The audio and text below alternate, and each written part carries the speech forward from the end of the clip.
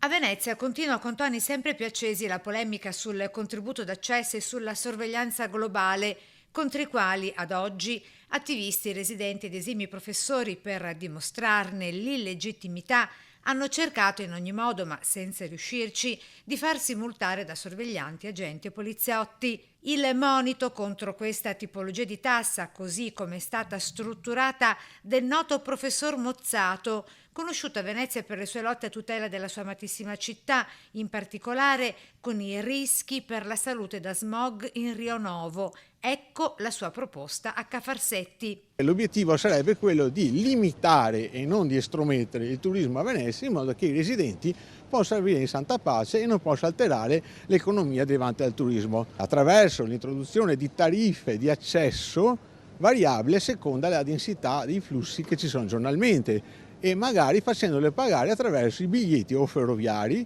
degli autobus, i parcheggi e i natanti che vengono a Cavallino o Fusina. Non vengano a dire che da nessuna parte si introduce un limite ai turisti, perché anche a Cinque Terre, anche a Polignano al Mare, anche a Machu Picchu hanno introdotto il limite al turismo perché diventa insostenibile e soffoca la vita dei residenti.